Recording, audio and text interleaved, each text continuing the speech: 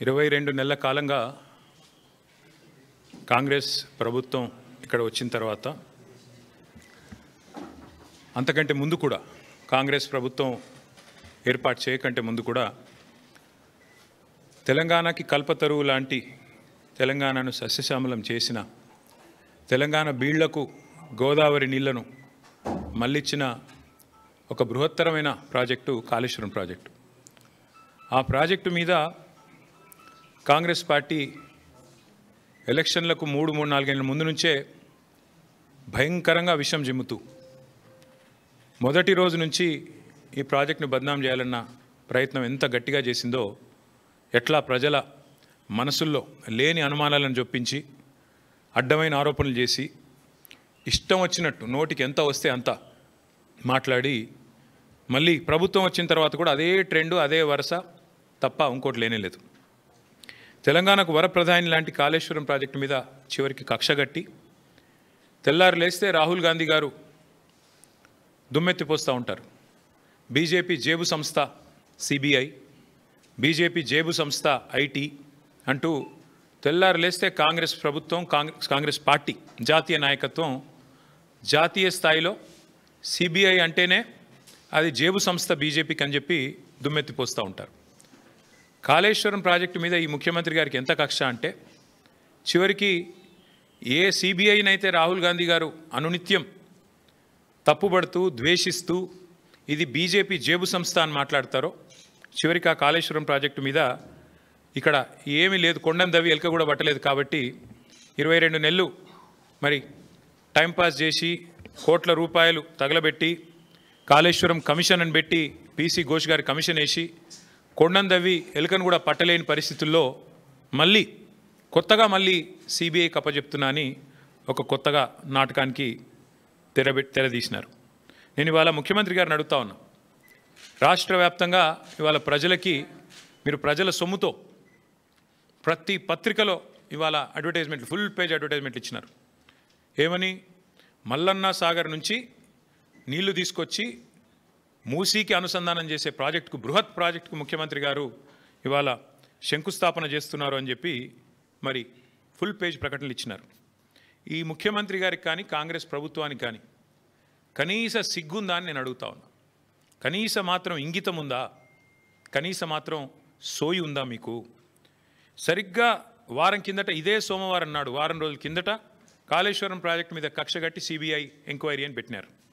మరి ఈరోజు ఈ సోమవారం రోజు కేసీఆర్ గారు కట్టిన అదే కాళేశ్వరం ప్రాజెక్టు మీద ఆధారపడ్డ మూసీ జలాల అనుసంధానం అని పెట్టి ఇవాళ శంకుస్థాపన చేస్తూ ఉన్నారు.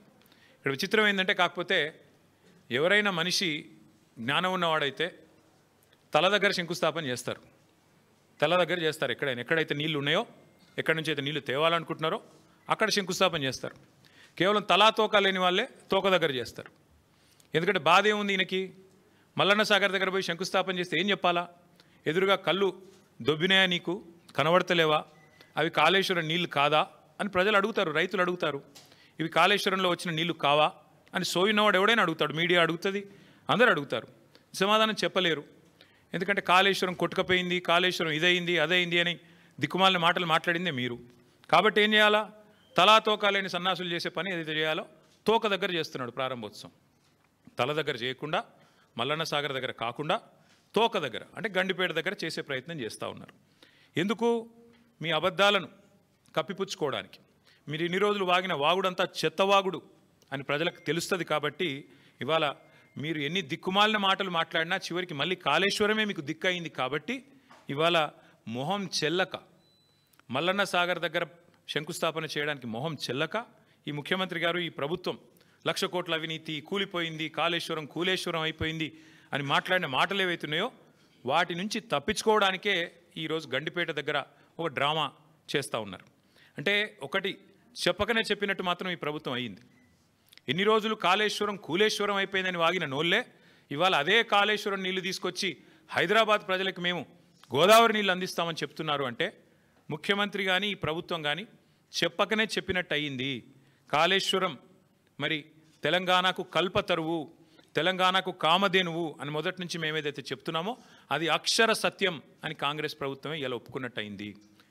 అట్లాగే ఒక నెల రోజుల కింద అనుకుంటా మా భువనగిరి యాదాద్రి జిల్లా గంధమల్ల రిజర్వాయర్కి కూడా ముఖ్యమంత్రి గారు శంకుస్థాపన చేసి భారీ సినిమా డైలాగులు కొట్టినారు. అక్కడ కూడా నేను పూర్తి చేస్తాను అని. ఎక్కడికి వస్తున్నాయి, ఎక్కడి నుంచి వస్తున్నాయి గంధమల్లకు నీళ్లు? అదే కాళేశ్వరంలో అంతర్భాగమైన కొండపోచమ్మ సాగర్ నుంచే కదా దానికి కూడా నీళ్ళు వచ్చేది. ఇవాళ మల్లన్న సాగర్ నుంచి గండిపేటకు నీళ్లు తరలించి శంకుస్థాపనలు, ఆ రోజు కొండపోచమ్మ సాగర్ నుంచి గంధమల్లకు నీళ్లు తరలించడానికి శంకుస్థాపనలు, మరొక వైపు ఏమో కాళేశ్వరం మీద శాపనార్థాలు. ఇంతకంటే అరాచకమైన, ఇంతకంటే సిగ్గుమాలిన ప్రభుత్వం ఈ దేశంలో ఉన్నదా అని అనక తప్పడం లేదు. ముఖ్యమంత్రి గారి వైఖరి చూస్తూ ఉంటే కాళేశ్వరం నీళ్లు వాడుకుంటూ, కాళేశ్వరం ప్రాజెక్టును పూర్తి స్థాయిలో వినియోగించుకుంటూ, దానివల్ల కీర్తి కోసం ప్రయత్నం చేస్తూనే మరొక వైపు కాళేశ్వరాన్ని బద్నాం చేసే ప్రయత్నం చూస్తుంటే తల్లిపాలు దాగి రొమ్ము గుద్దడం అనే సామెత కూడా గుర్తొస్తూ ఉన్నది. నిజంగా చెప్పాలి అంటే ఇవాళ మీరు శంకుస్థాపన చేయాల్సి వస్తే మల్లన్న సాగర్ దగ్గర చేయాలి, లేదా కొండపోచమ్మ సాగర్ దగ్గర చేయాలి. కానీ గండిపేట దగ్గర చేస్తూ ఉన్నారు. గుండెకాయను వదిలిపెట్టి గండిపేట దగ్గర మీరు చేస్తున్నారంటేనే మీరు ఎంత ఇబ్బంది పడుతున్నారో ఈ విషయంలో ప్రజలకు కూడా అర్థమవుతుందని చెప్పి నేను అనుకుంటా ఉన్నా. కొందరిని కొంతకాలం మోసం చేయొచ్చు, కానీ అందరినీ ఎల్లకాలం మోసం చేయలేం. ఇప్పటికైనా రేవంత్ రెడ్డి గారు, కాంగ్రెస్ పార్టీ ఈ విషయం గమనిస్తే మంచిది. అట్లాగే ఇంకొక మాట కూడా నేను చెప్తా ఉన్నా. ఇవాళ ముఖ్యమంత్రి గారు సమాధానం చెప్పాలి కొన్ని విషయాల్లో. ఇవాళ మీరు తెస్తున్నది కాళేశ్వరం నీళ్ళ కాదా? ఇవాళ మీరు తీసుకొస్తున్నది ఇక్కడ గండిపేటకి కాళేశ్వరం జలాలా కాదా? స్పష్టంగా చెప్పాలి. ప్రతిపక్షంలో ఉన్నప్పటి నుంచి ఈరోజు దాకా కాళేశ్వరాన్ని విఫల ప్రాజెక్టుగా చిత్రీకరించే ప్రయత్నం చేసినందుకు, చేసి కూడా ఫెయిల్ అయినందుకు, దాని మీద కమిషన్లు వేసి కూడా అట్టర్ ఫ్లాప్ అయినందుకు, మళ్ళీ ఇవాళ సిబిఐ ఎంక్వైరీ పేరిట మోసం చేయబోతున్నందుకు ముందుగా ముఖ్యమంత్రి గారు ఈ రాష్ట్ర ప్రజలకు క్షమాపణ చెప్పాలని చెప్పి మేము డిమాండ్ చేస్తూ ఉన్నాం. ఎందుకంటే ఎంత అరాచకమైన, ఎంత నికృష్టమైన బుద్ధి ఉన్నవాడైనా సరే ఇంత దిగజారుడు పని చేయరు. సొంత రాష్ట్రాన్ని తులనాడే పని, ప్రజల సొమ్ముతో కట్టిన ప్రాజెక్టును విఫల ప్రాజెక్టుగా చిత్రీకరించే పని చేయరు. కానీ ముఖ్యమంత్రి గారు ఆ ప్రయత్నం చేస్తూ ఉన్నారు. అట్లాగే నేను గుర్తు చేస్తూ ఉన్నా ముఖ్యమంత్రి గారికి, మొదటి నుండి మేము చెప్తున్న మాట, కాళేశ్వరం అంటే ఒక బ్యారేజ్ కాదు, కాళేశ్వరం అంటే ఒక రిజర్వాయర్ కాదు, కాళేశ్వరం అంటే ఒక కాలువ కాదు, కాళేశ్వరం అంటే ఒక మల్లన్న సాగర్, కాళేశ్వరం అంటే ఒక కొండ పోచమ్మ సాగర్, కాళేశ్వరం అంటే ఒక రంగనాయక్ సాగర్, కాళేశ్వరం అంటే ఒక అనంతగిరి రిజర్వాయర్, కాళేశ్వరం అంటే ఒక గంధమల్ల, కాళేశ్వరం అంటే ఒక బస్వాపూర్ రిజర్వాయర్, కాళేశ్వరం అంటే ఒక రాజరాజేశ్వర సాగర్ మిడ్మానేర్, కాళేశ్వరం అంటే ఎస్ఆర్ఎస్పి పునరుజ్జీవ పథకం. మొత్తంగా కాళేశ్వరం అంటే 3 బ్యారేజీలు, 15 రిజర్వాయర్లు, 19 సబ్స్టేషన్లు, 21 పంపింగ్ స్టేషన్లు, 203 కిలోమీటర్ల సొరంగ మార్గాలు, అట్లాగే 1531 కిలోమీటర్ల గ్రావిటీ కాలువలు, 98 కిలోమీటర్ల ప్రెషర్ మెయిన్స్.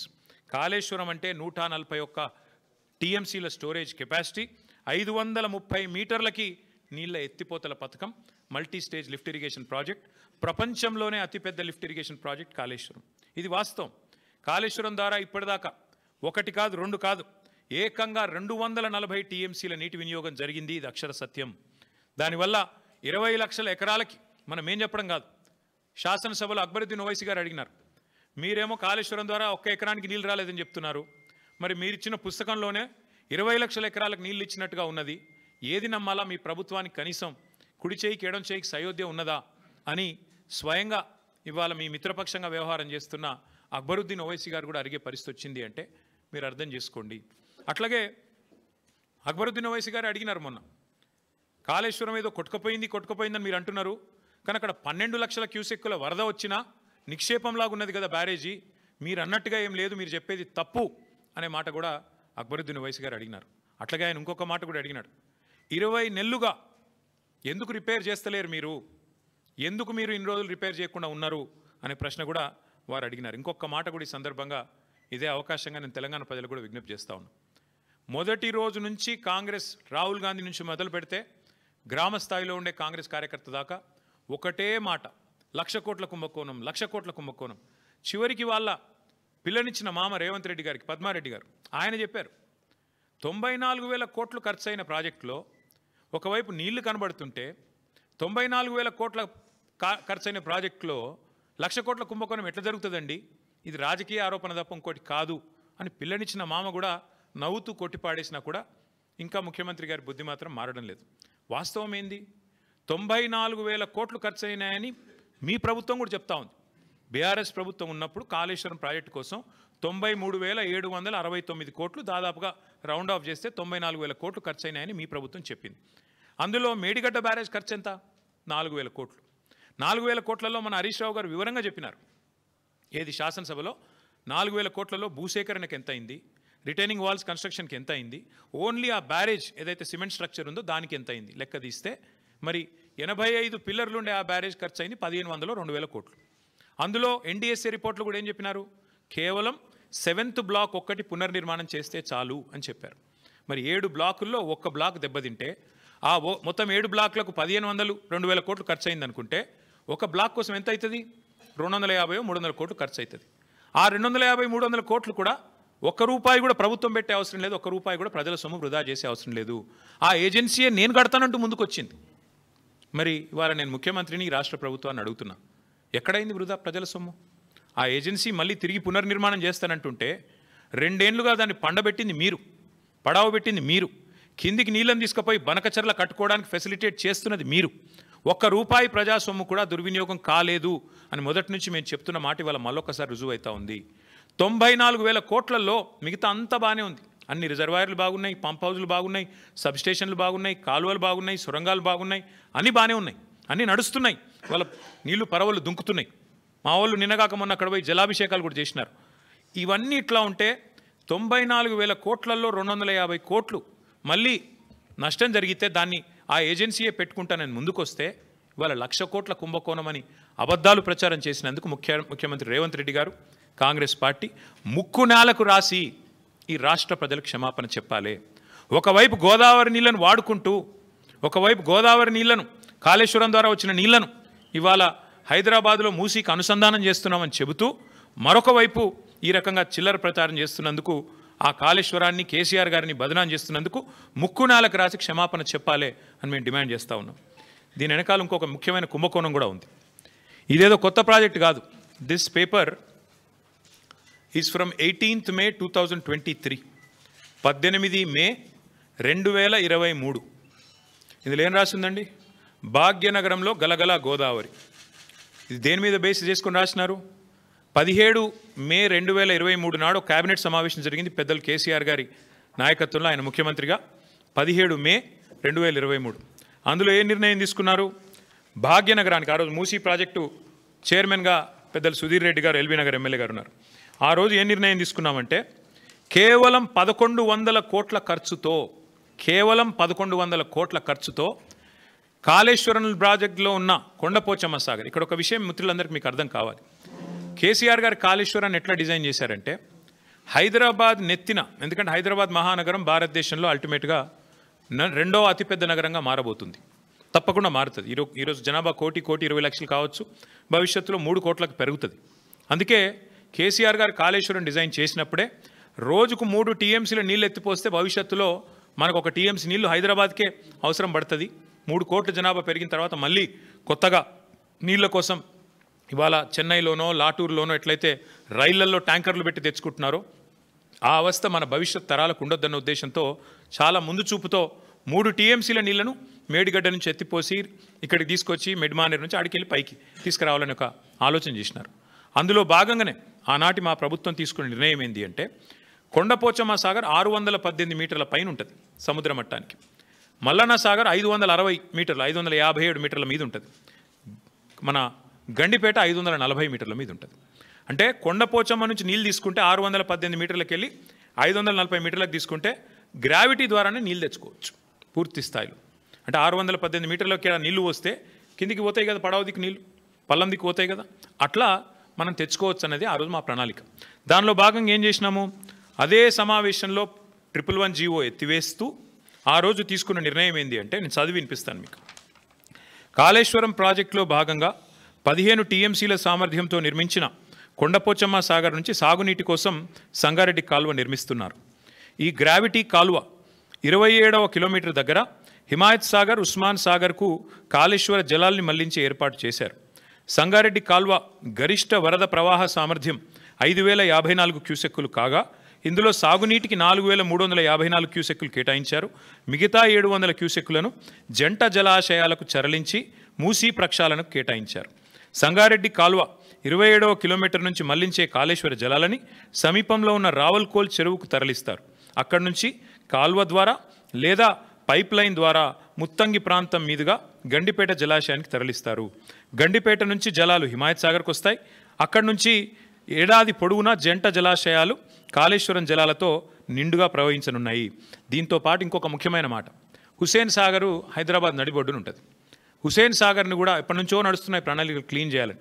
మేము ఆ రోజు ప్లాన్ చేసింది ఏంటంటే జంట జలాశయాల నుంచి అంటే గండిపేట నుంచి బుల్కాపూర్ నాలా ద్వారా మనం హుస్సేన్ సాగర్ కూడా ఆ రోజే ప్లాన్ చేసినాం. హుస్సేన్ సాగర్ కూడా గోదావరి జిల్లా తీసుకొచ్చి బుల్కాపూర్ నాలా ద్వారా అంటే గండిపేట నుంచి బుల్కాపూర్ నాలాలో ఒక పాయ వదిలిపెడితే గోదావరి నీళ్లు దాని నుంచి స్ట్రైట్గా హుస్సేన్ సాగర్ కూడా వస్తాయి. తద్వారా మొత్తం ఇటు హుస్సేన్ సాగర్ అటు 2 జంట జలాశయాలు కూడా పూర్తిగా సమృద్ధిగా ఉంటాయనేది మన agenda. This is from 17th May 2023 cabinet in KCR government. కేవలం 1100 కోట్ల రూపాయలతోనే ఈ పని చేయవచ్చు. ఇవాళ ముఖ్యమంత్రి ఏం చేస్తున్నారు, ఈ ప్రభుత్వం ఏం చేస్తున్నది? ఇవాళ మీరు పేపర్ యాడ్ చూడండి. కొండపోచమ్మ దగ్గర మేం సోర్స్ పెడితే దాన్ని కట్ చేసినారు, తీసేసినారు. కారణం లోగుట్టు పెరుమాళ్ళకెరక అని వారికే తెలియాలి, మాకు తెలియదు.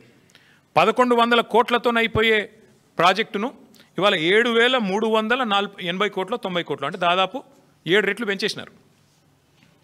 ఎవరి కోసం, ఎందుకోసం చెప్పరు, సమాధానం రాదు. ఎందుకు? స్పష్టంగా మీరు కొండపోచమ్మ సాగర్ నుంచి గ్రావిటీ ద్వారా నీళ్ళు తీసుకునే అవకాశం ఉన్నప్పుడు ఎందుకు పెంచుతున్నారు? ఏ కారణం చేత పెంచారు? మల్లన్న సాగర్ ఎందుకు మార్చారు సోర్సు? ఏం అవసరం వచ్చింది? ప్రభుత్వం సమాధానం చెప్పాలని మేము డిమాండ్ చేస్తున్నాం. మొన్న మీరు ఉత్తమ్ కుమార్ రెడ్డి గారి మాటలు విన్నారు శాసనసభలో. 35,000 కోట్లతో అయిపోయే ప్రాణహిత చెవులను పక్కన పెట్టి మీరు 87,000 కోట్లు చేసినారు దీన్ని అని మాట్లాడినారు ఉత్తమ్ కుమార్ రెడ్డి గారు. నేను అడుగుతా ఉన్నా ఈ ప్రభుత్వాన్ని, అసలు మీకు సోయి ఉందా, అవగాహన ఉందా నేను అడుగుతా ఉన్నా. ఎందుకంటే మనందరికీ తెలుసు కాళేశ్వరం ప్రాజెక్టులో ఏమేమి పెట్టినాము. కాళేశ్వరం ప్రాజెక్టులో మీరు ప్రాణహితలో ఎన్నడూ కూడా స్టోరేజ్ పెట్టలేదు. 14 TMCల స్టోరేజ్ పెట్టినారు మీరు. అదే మేము 141 TMCల సామర్థ్యంతో 15 రిజర్వాయర్లు నిర్మాణం చేశాం. దానివల్ల సహజంగా ఖర్చు పెరగదా? రిజర్వాయర్లు కట్టాలా, ల్యాండ్ ఎక్విజిషన్ చేయాలా, పెరుగుతుంది. ఇంకోటి మీరు ప్రాణహిత చెవుల డిజైన్ చేసింది 2006-07లో, మేము మొదలుపెట్టింది 15-16లో. మరి అప్పటికి ఇప్పటికి 8 ఏళ్ల తర్వాత స్టీల్ ఖర్చు పెరుగుతుంది, సిమెంట్ ఖర్చు పెరుగుతుంది, అన్ని ఖర్చులు పెరుగుతాయి కదా. రిజర్వాయర్ల సామర్థ్యం పెరిగింది, GST వచ్చింది, ఇంకా చాలా వచ్చినాయి. వాటన్నిటి తర్వాత అది పెరిగితేనేమో ఇది 2 రెట్లు 2.5 రెట్లు పెరిగితే అదేదో ఘోరం జరిగిపోయింది, అదేదో పెద్ద స్కామ్ అన్నారు. ఇవాళ నేను అడుగుతున్నా 7 రెట్లు ఎట్లా పెరిగింది కాస్టు? 1100 కోట్ల ప్రాజెక్టు 7,400 కోట్ల ప్రాజెక్టు ఎట్లా అయ్యింది? ఇది స్కామ్ కాదా? నేను ఇవాళ స్పష్టంగా చెప్తున్నా, మీడియా మిత్రులు దయచేసి మీరు పరిశోధించండి. వాస్తవం ఏంటి అంటే 150,000 కోట్ల మూసి బ్యూటిఫికేషన్ అని చెప్పి ముఖ్యమంత్రి గారు ప్రకటించగానే మేము అడ్డుపడ్డాం. హైదరాబాద్ ప్రజలు అడ్డుపడ్డారు, నిలదీసినారు. 16,000 కోట్లతో అయిపోయే ప్రాజెక్ట్ని 150,000 కోట్లు ఎట్లా అవుతాయి అని మేము నిలదీస్తే ఇవాళ కొత్త స్టైల్ ఎత్తుకున్నారు. ఇన్నోవేటివ్ థింకింగ్ కదా. ఇన్నోవేటివ్ థింకింగ్లో భాగంగా ఏం చేసినారంటే స్కామ్ని కూడా ఇన్స్టాల్మెంట్లలో చేస్తున్నారు. 150,000 కోట్లు ఒకటేసారి టెండర్లు పిలిస్తే ఎందుకు ఇంత అయింది అంటే జవాబు లేదు. అందుకే విడతల వారి దోపిడీ. మొదలు 1100 7,700 చేయాలి, ఆ తర్వాత ఇంకోటి 5 రూపాయలు ఉన్నదాన్ని 40 రూపాయలు చేయాలి, పెంచుకుంటూ ఆఖరికి మొత్తం స్కామ్ మళ్ళీ 150 కోట్ల కాడికి తేవాలి. ఇది వీళ్ళ ఎత్తుగడ. నేను మళ్ళీ చెప్తా ఉన్నా, May 17, 2023 నాడు 1100 కోట్లతో కొండపోచమ్మ సాగర్ నుంచి గోదావరి నీళ్ళని తీసుకొచ్చి బ్రహ్మాండంగా రావల్కోల్ చెరువులో పోసి రావల్కోల్ చెరువు నుంచి గండిపేటకు నీళ్ళు తీసుకొచ్చే మార్గం గ్రావిటీ ద్వారా ఉంటే ఇవాళ మీరు 3 WTPలు ఎందుకు కడుతున్నారు? 5 పంప్ హౌజ్లు ఎందుకు పెడుతున్నారు? ఎవరి లాభం కోసం పెడుతున్నారు అని ముఖ్యమంత్రి గారు నేను అడుగుతా ఉన్నా. ఇవాళ ఎట్లా పెరిగింది? కమిషన్లు దండుకోవడానికా, మొబిలైజేషన్ అడ్వాన్సులు ఇవ్వడానికా, కాంట్రాక్టర్లకు దోచిపెట్టడానికా? ఎందుకు తక్కువ ఖర్చుతో అయ్యేదాన్ని పక్కకు పెట్టి ఎక్కువ ఖర్చుతో చేస్తున్నారు? ఒక దిక్కు మీరే చెప్తున్నారు పైసలే లేవు, అప్పు ఉడతలేదు, ఒక్క పథకం ఇచ్చేందుకు ఏమీ లేదు అని పచ్చి అబద్ధాలు ఒక దిక్కు మీరే చెప్తారు. పార్లమెంటు చెప్పినా, కేసీఆర్ ప్రభుత్వం చేసిన అప్పు 2,80,000 కోట్లని పార్లమెంట్ చెప్పినా సిగ్గు లేకుండా మొన్న అసెంబ్లీలో కూడా 8 లక్షల కోట్లని ఒకరు, 7 లక్షల కోట్ల అప్పని ఇంకొకరు నోటికొచ్చిన అబద్ధాలు ఒకవైపు మాట్లాడుతున్నారు. ఒక దిక్కేమో తులం బంగారానికి పైసలు లేవు, ఆడబిడ్డలకు 2,500 ఇయ్యనికి పైసలు లేవు, 6 గ్యారంటీల అమలుకు పైసలు లేవు, ముసలోళ్ళకి 4,000 పెన్షన్ ఇయ్యనికి పైసలు లేవు, రైతు బంధు ఏడానికి పైసలు లేవు, ఇంకా చెప్తూ పోతే చాలా ఉన్నాయి. వీటికి పైసలు లేవు. కానీ 7,400 కోట్లతో ఎవరు అడగని ప్రాజెక్టును మాత్రం అర్జెంటుగా టేక్ ఆఫ్ చేయాల్సిన అవసరం ఎందుకు వచ్చింది ముఖ్యమంత్రి గారు తప్పకుండా చెప్పాలని చెప్పి నేను డిమాండ్ చేస్తా ఉన్నాను. ఇందులో అవినీతి కోణమే కాదు, క్రిమినల్ కోణం కూడా ఉంది. ఈ ప్రాజెక్ట్ వెనకాల క్రిమినల్ కోణం కూడా ఉంది.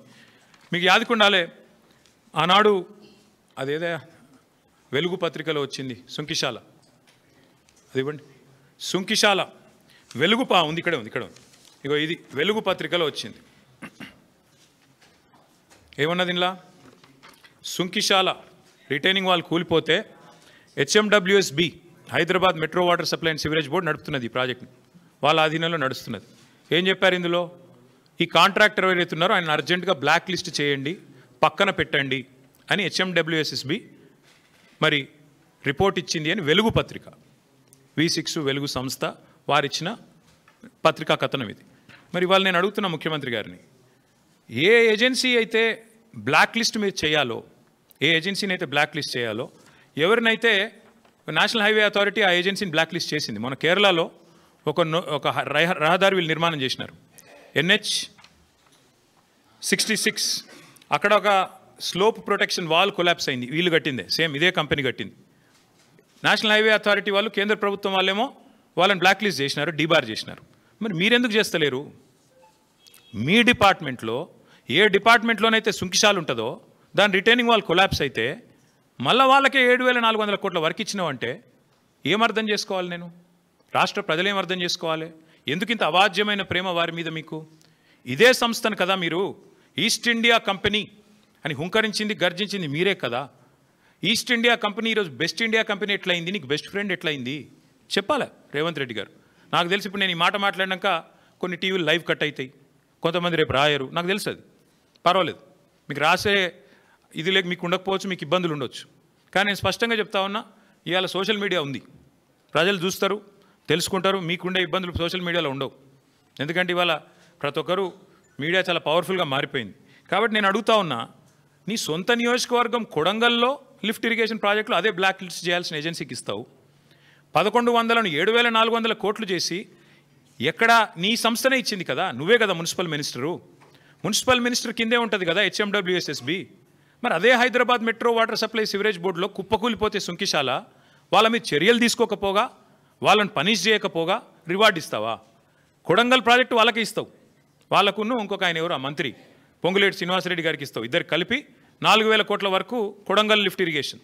ఇంకో దిక్కేమో ఇవాళ మళ్ళీ 7,400 కోట్ల వరకు మళ్ళీ అదే సంస్థకి, ఎవరైతే సుంకిశాల కూలిపోవడానికి కారకులో వారికే ఇస్తున్నారు. మరి కేంద్ర ప్రభుత్వానికి లేని మొహమాటం మీకెందుకున్నది? కేంద్ర ప్రభుత్వం బార్ చేసింది వాళ్ళని, NHలో మీరు పాల్గొనవద్దు అని చెప్పి వాళ్ళని బ్లాక్ చేసింది. మీరెందుకు చేస్తలేరు? ఇది క్రిమినల్ కుట్ర కాదా? ఖచ్చితంగా నేను అంటా ఉన్నా, ఇది దోపిడీ తప్ప ఇంకోటి కాదు. కాంట్రాక్టర్లతో కుమ్మక్కై 1,000 కోట్లు కొల్లగొట్టడానికి ఢిల్లీకి ముడుపులు పంపి సీటు కాపాడుకోవడానికి చేస్తున్న ప్రయత్నం తప్ప ఏమీ లేదని చెప్పి మళ్ళొకసారి నేను చెప్తా ఉన్నా. అట్లాగే ఎప్పుడో 20 ఏళ్ల కింద పేపర్కి పరిమితం అయిపోయిన ప్రాణహిత చేవెళ్లలోనేమో అది దాన్ని మేము రిజర్వాయర్లు యాడ్ చేసి బ్రహ్మాండంగా దానిలో తెలంగాణను రీడిజైన్ చేసి సస్యశ్యామలం చేస్తే అది స్కామ్ అట. మరి ఇక్కడ ఎందుకోసం తక్కువ ఖర్చుతోనే అయిపోయేదాన్ని పెంచితే స్కామ్ ఇట్లా కాదు ముఖ్యమంత్రి గారు చెప్పాలి. 1,100 కోట్లు 7,500 కోట్లు ఎట్లా పెరిగింది చెప్పాలి. ఇంకొక మాట కూడా చెప్పి నేను ముగిస్తాను. ఇవాళ జరుగుతున్నది వాస్తవానికి ఏంటంటే విడతల వారి దోపిడీ అని నేను స్పష్టంగా చెప్తా ఉన్నాను. ఒకేసారి 1,50,000 కోట్లు కాకుండా ముందు 7,400, ఆ తర్వాత నెక్స్ట్ ఇన్స్టాల్మెంట్లో మరొక 10,000, ఆ తర్వాత ఇంకో 20,000, ఈ పద్ధతుల్లో మూసీలో కూడా ముఖ్యమంత్రి గారు దోపిడీకి తెరలోపినారు. ఎంఆర్ అనే సంస్థ హైదరాబాద్లో మీకు తెలుసు, ఎంఆర్ ప్రాపర్టీస్ మీద ఇంకా ఎంక్వైరీ ఉంది.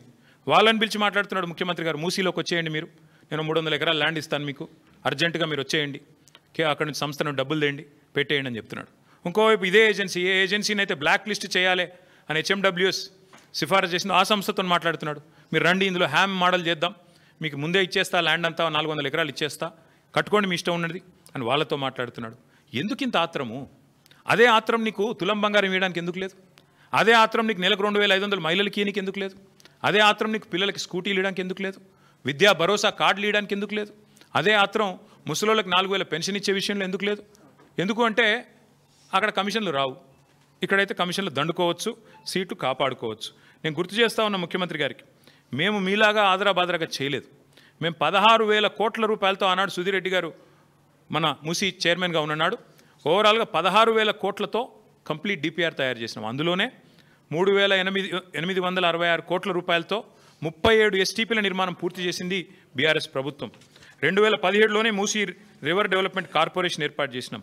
కాళేశ్వరం జలాలతో ఆనాడే గోదావరి మూసీ నదిల అనుసంధానానికి 17 మే 2023లోనే మేము బ్రహ్మాండంగా పరిపాలన అనుమతులు కూడా ఇచ్చినాం, క్యాబినెట్ అనుమతులు కూడా ఇచ్చినాం. అట్లాగే మూసీ మీద 545 కోట్ల రూపాయలతో 15 బ్రిడ్జిల నిర్మాణానికి మేము ఆల్రెడీ టెండర్లు పిలిచినాం. నేను శంకుస్థాపనలు కూడా చేసినాను. ఇప్పటివరకు ఒక్క బ్రిడ్జ్ కూడా పూర్తి కాలేదు.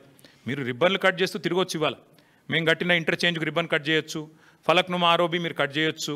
అట్లాగే మేము కట్టిన రిజర్వాయర్లకు ఇవాళ మీరు పోయి డైలాగులు కొట్టొచ్చు. మేము తెచ్చిన పరిశ్రమకు నిన్నగాక మొన్న పాలమూరులో పోయి 4 సినిమా డైలాగులు కొట్టొచ్చు. కానీ వాస్తవాలుగానే ఉంటాయి. మీరు ఒక్క పరిశ్రమ తేలేదు, ఒక్క ప్రాజెక్టు కట్టలేదు, పైపెచ్చు మూసీ పేరిట మళ్ళొక్కసారి లూటీకి తెరదీస్తున్నారు. అందుకే ముఖ్యమంత్రి గారిని నేను అడిగేది చిత్తశుద్ధితో పనిచేయండి. 16,000 కోట్లతో అయిపోయే మొత్తం ప్రాజెక్టుకి ఎందుకు ఈ అడ్డగోలు కార్యక్రమాలు చేస్తున్నారు? ఎందుకు ప్రజల్ని ఇబ్బంది పెట్టే ప్రయత్నం చేస్తున్నారు? ఆ రోజు సుధీర్ రెడ్డి గారు చైర్మన్గా ఉన్నప్పుడు ఎస్టీపీలు 100% పూర్తి చేశాం 3,866 కోట్లతో. అట్లాగే ఉప్పల్ బగాయత్ దగ్గర ఒక 5 కిలోమీటర్లు మోడల్గా అక్కడ ఆల్రెడీ బ్యూటిఫికేషన్ కూడా పూర్తి చేసినాం. అట్లాగే ఒక్క ఇల్లు కూలగొట్టకుండానే అన్ని ఎస్టీపీలు కూడా పూర్తి చేసినాం. మూసీలో మూటల వేట కోసం మేము ప్రయత్నం చేయలేదు. ఇంజనీర్లను పంపించాం బ్రిడ్జ్లు ఎట్లా ఉండాలని చెప్పి. ప్యారిస్కి, లండన్కి, గ్రీస్కి పంపించాం. యూరోప్లో మంచి బ్రిడ్జెస్ ఉన్నాయంటే చూడ్డానికి పంపించినాం. చీకటి ఒప్పందాలు కుదుర్చుకోలేదు, చిల్లర పనులు చేయలేదు. ఇప్పుడు మళ్ళీ చెప్తా ఉన్నా, పూర్తి స్థాయిలో చెప్తా ఉన్నా, ఔటర్ రింగ్ రోడ్డు చుట్టూ మళ్ళీ హైదరాబాద్ ప్రజలకు నేను విజ్ఞప్తి చేస్తూ ఉన్నా. ఔటర్ రింగ్ రోడ్డు చుట్టూ రింగ్ మెయిన్ మేము ఆల్రెడీ నిర్మాణం ఒక 50 కిలోమీటర్ల దాకా చేసినాం. మిగతాది కూడా పూర్తి చేసేది కేసీఆర్ ప్రభుత్వమే. మళ్ళీ వస్తాం, కేసీఆర్ ప్రభుత్వమే మిగతాది కూడా పూర్తి చేస్తుంది. తద్వారా రింగ్ మెయిన్ పూర్తి చేయడం ద్వారా ఏమవుతుంది? గోదావరి నీళ్ళు కానీ, కృష్ణా నీళ్ళు కానీ భవిష్యత్తులో ఏనాటికి హైదరాబాద్కి ఇంకొక 500 సంవత్సరాలైనా కరువు లేకుండా చేసే బాధ్యత మాది. రోజుకు కాదు నల్లా నీళ్ళు, 24 గంటలు నల్లా నీళ్ళు ఇచ్చే బాధ్యత మాది. 1000% ఇది మా వాగ్దానం. మీకు వచ్చే ఎన్నికల్లో మా వాగ్దానం హైదరాబాద్ ప్రజలకి. ఈ ముఖ్యమంత్రి వల్ల కాదు అది. ఎందుకంటే ఆయన గోల్ అంతా ఎంతసేపు డబ్బులు ఎట్లా సంపాదించాలని. ముఖ్యమంత్రి గారు మొన్న బయటపడింది ఆయన మనసులోని మాట. ఒక టీవీ చర్చలో చెప్తున్నాడు, కేసీఆర్ తప్పుడు నిర్ణయం తీసుకున్నారు. 20,000 లీటర్ల వరకు ఫ్రీ వాటర్ ఏదైతే ఇస్తున్నాం హైదరాబాద్లో అది చాలా తప్పు నిర్ణయం అన్నాడు ముఖ్యమంత్రి గారు. నేను మీకు ఇవాళ చెప్తా ఉన్నా, జిహెచ్ఎంసీ ఎన్నికల తర్వాత కాంగ్రెస్ ప్రభుత్వం ఫ్రీ వాటర్ స్కీమ్ కూడా రద్దు చేస్తుంది, రాసి పెట్టుకోండి. ముఖ్యమంత్రి గారి మనసులో మాట బయటపడ్డది. ఇవాళ మేము సిన్సియర్గా ఏదైతే ప్రయత్నం చేశామో దాన్ని కొనసాగిస్తాం. మీరు ఏదైతే ఇవాళ లూటీకి పాల్పడుతున్నారో దాన్ని కూడా అడ్డుకుంటాం. ఎందుకంటే తప్పకుండా మేము బీజేపీని కూడా అడుగుతున్నాం. మేము అడిగినాము భారతీయ జనతా పార్టీ వాళ్ళని, ఇన్ని స్కాములు జరుగుతుంటే మీరు ఎందుకు మాట్లాడతలేరు అని అడిగినాం. మీరే చెప్తారు ఆర్ఆర్ ట్యాక్స్ అని, మీరే చెప్తారు ఇంట్లో దోపిడీ, అందులో దోపిడీ అని, మరి ఎందుకు విచారణకు ఆదేశిస్తలేరని అడిగినాం. ఇక కారణాలు వాళ్ళే చెప్పాలి. ఒకటి మాత్రం పక్కా, ఇదివరకు ఎట్లయితే హైదరాబాద్ దాహార్తి తీర్చినామో మరి గోదావరి నీళ్ళని తీసుకొచ్చి భవిష్యత్తులో కూడా మళ్ళీ హైదరాబాద్కి న్యాయం చేసేది, రింగ్ మెయిన్ ప్రాజెక్టు పూర్తి చేసేది, అల్టిమేట్గా మూసీ ప్రాజెక్టు కూడా పూర్తి చేసేది కేసీఆర్ ప్రభుత్వమే. కానీ ఈరోజు జరుగుతున్న దోపిడీ విషయంలో, ఈరోజు జరుగుతున్న ఈ క్రిమినల్ కుంభకోణం విషయంలో రాష్ట్ర ప్రజలు కూడా ఆలోచించాలి. కాళేశ్వరాన్ని బద్నాం చేయాలి, అంచనాలు పెంచాలి, బ్లాక్ లిస్ట్ చేయాల్సిన ఏజెన్సీకి కాంట్రాక్ట్లు అప్పచెప్పాలి. ఎవరి కోసం ఇదంతా? రాష్ట్ర ప్రజలు కూడా ఆలోచించాలని చెప్పి కోరుతూ, తప్పకుండా అవసరమైతే మా పార్టీ తరఫున న్యాయ పోరాటానికి కూడా వెనుకాడం. ఎందుకంటే మా తెలంగాణ భవన్ ఇదివరకే జనతా గ్యారేజ్గా మారిపోయింది. మూసి మొత్తం బాధితులంతా మా కాడికే వచ్చి మొరబెట్టుకున్నారు. ఇప్పటికీ న్యాయ పోరాటం చేస్తూనే ఉన్నాం. భవిష్యత్తులో కూడా ఈ కుంభకోణం మీద కూడా తప్పకుండా మా పార్టీ తరఫున న్యాయ పోరాటం చేస్తామని చెప్పి కూడా మీ అందరికీ తెలియజేస్తూ, మీ అందరికీ థ్యాంక్ యూ.